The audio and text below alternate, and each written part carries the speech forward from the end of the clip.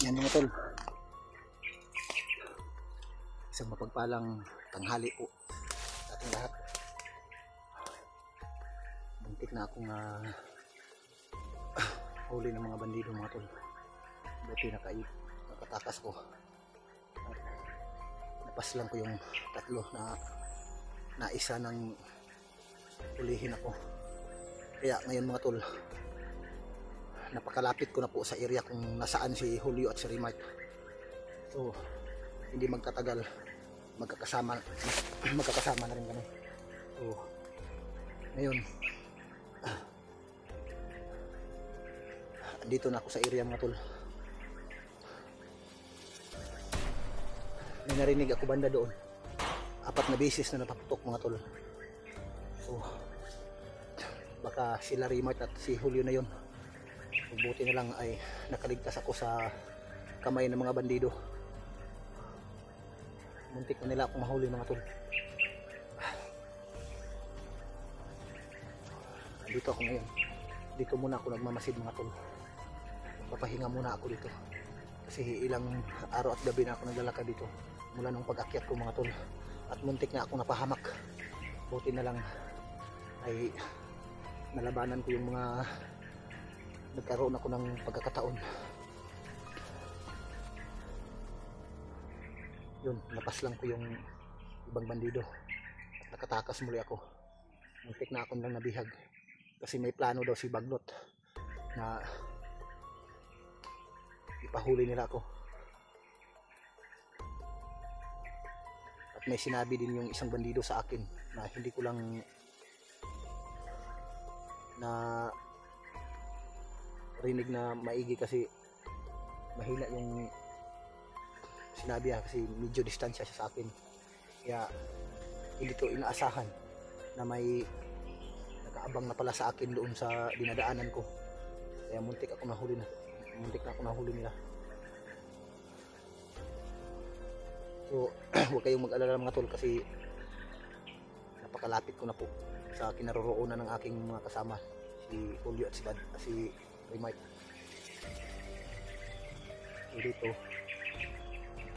medyo safety dito kasi itong bundok na ito medyo paakyat ito. Dito ako sa ilalim.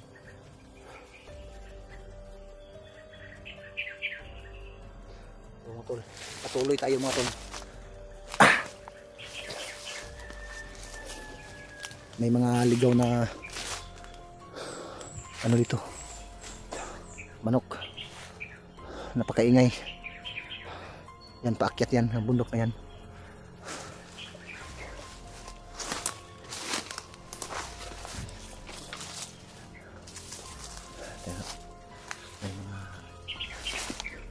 May mga tol, may mga bandido pala dito na nagpapahinga malapit lang sa akin. Yun mga tol.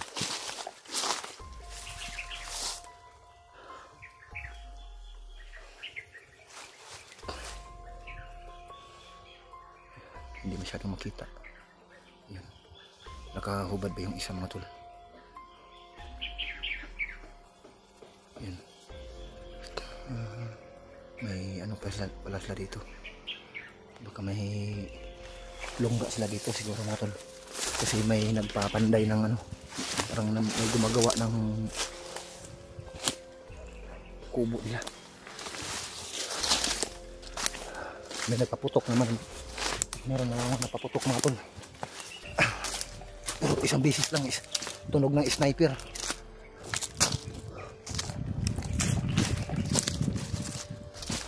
Iiwasan muna natin yung mga bandidong yun para hindi tayo kaagad na halata nila maigi na.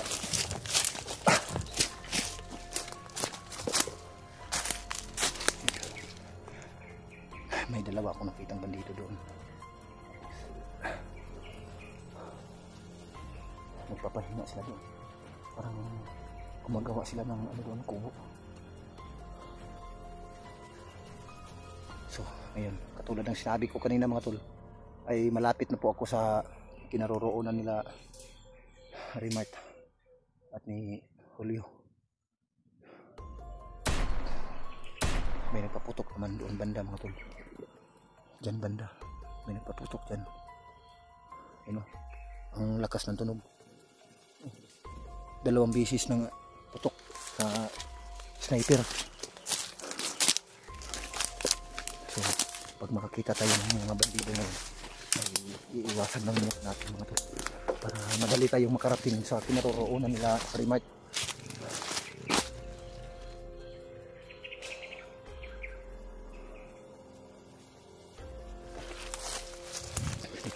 Paakyat ito mga tol.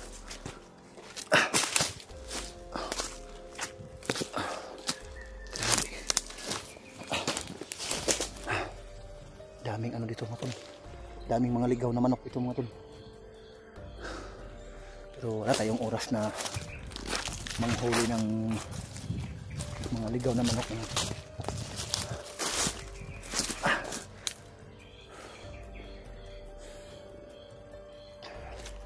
May mga dumaan na ano. May naririnig akong ingay ng motor pero mula dito sa kinaroroonan ko medyo distansya pa.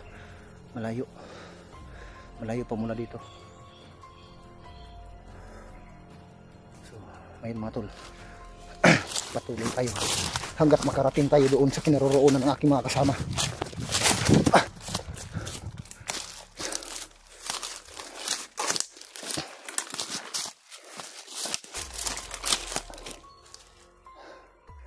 Grabe.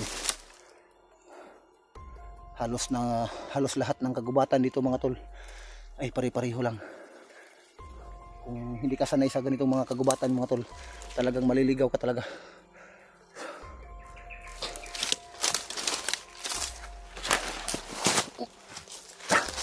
Muntik na, madulas na. Ito may daan. Ano to? May isang puno dito mga tol na may sign. Yan mga tol.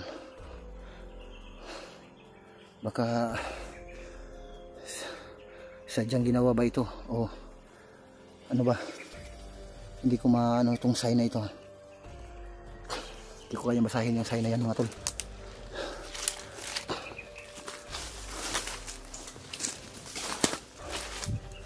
Baka sign yun ng mga bandido mga tol. Ano kayang meron dito sa areang ito mga tol? May bandido pala dito mga tol. May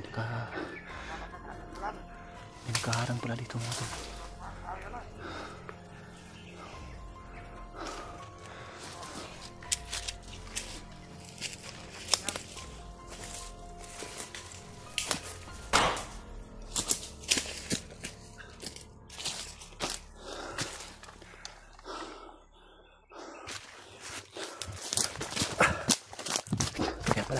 May nakabantay pala dito. Baka yung balido na yun ang naglagay ng dito.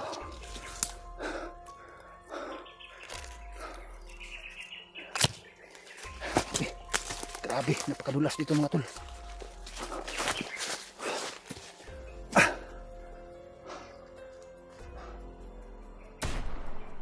May mga putukan banda doon mga tol.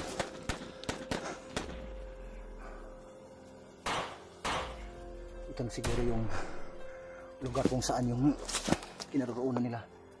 Malapit na siguro ako mga tol. Pero may location namang ibinigay ni Remart sa akin na pwede kong puntahan. At doon na daw kami magsalubungan mga tol. So, ito na yun.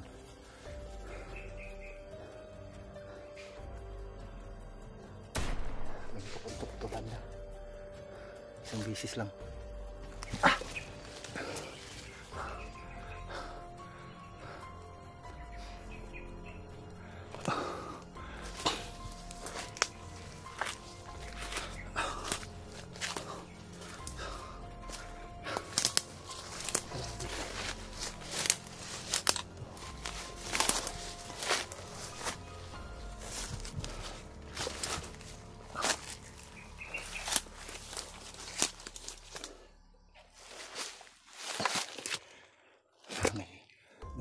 ingay doon sa itaas.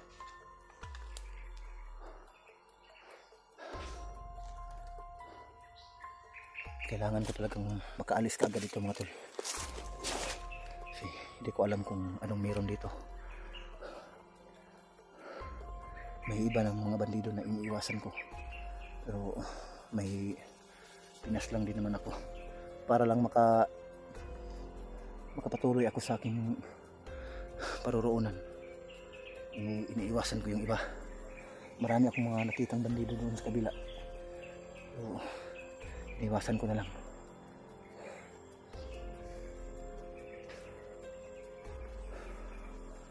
Ay, ako. So, tuloy tayo. Ito, grabe yung daanan mga tol. Ang susukal ng mga daanan dito. So, kailangan talaga natin magmasid mga tol kasi hindi natin alam kung ano ang hinanap natin dito.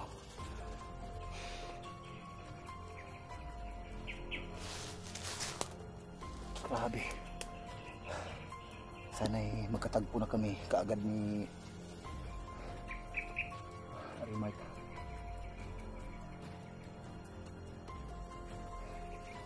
Sana sila Buds at si Dib at yung iba pang mga kasama ko, sana sa pag-akyat nila ay magkita kami kaagad mga tol. Ito, hindi ko basta-basta tong area na ito. Grabe, napakasukal ng lugar na ito mga tol. Halos wala kang madaanan. Grabe yung mga ano dito, mga damo. So dito siguro ako dadaan paakyat. Kasi doon ako dadaan sa kabila. Parang mahirap daanan yun mga tol kasi ang kakapal ng mga damo doon mga tol.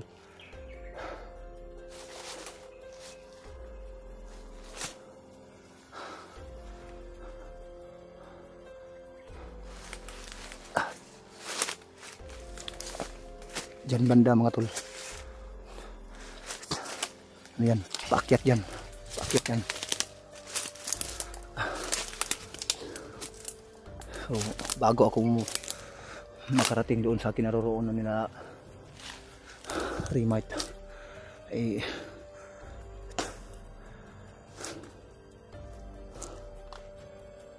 grabe.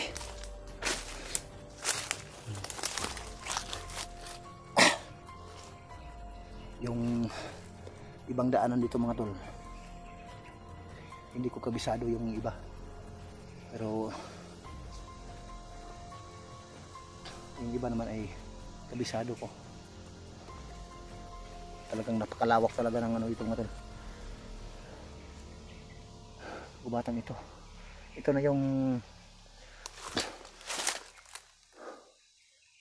area na pinagpahingahan nila Julio at ni Remite, yung bayaw ko. Simula dito mga tol, nakikita ko na yung isang punong kahoy at may kawayan mga tol.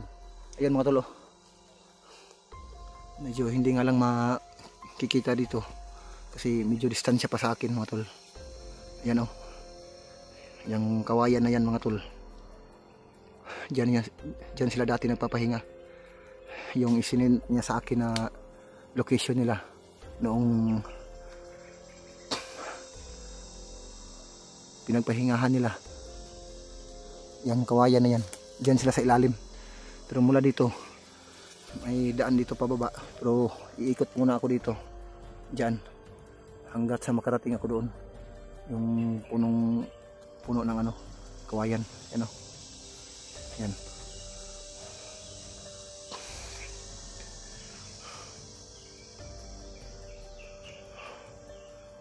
Diyan sila nagpapahinga ni Remite at dyan din natutulog si Julio, yung nakahiga si Julio sa duyan. So nandito na talaga ako sa area, malapit na sa kanila.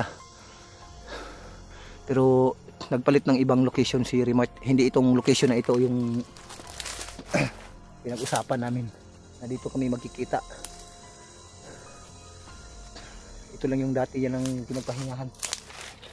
Mula rito ay malapit na talaga ako sa kanila. Noong mga nakaraang araw ay hindi ako nag video kasi para ginawa ko yun para mas madali akong makarating sa kanila at iniiwasan ko yung mga ibang bandido. Pero may madaanan ako, pipilitin ko na paslahin sila para makadaan ako, kasi mahirap kasi kung ikaw yung maunahan nila. So, grabe na yung pawis ko dito, napakalayo ng lugar na ito mga tol. Kung hindi lang sana lumipat ng ibang location sa Remite ay nandito na sana ako. Pero mas mabuti na yon kasi yung location na pinag-usapan namin, mas safety kami doon kaysa dito kasi may mga bandido dito malapit lang sa pinagpahingahan nila dati. So, patuloy tayo mga tol. Ito na yun mga tol.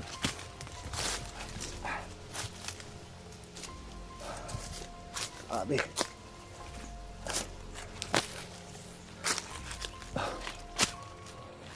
Paakyat pala itong bundok na ito mga tol. Grabe, napakadulas.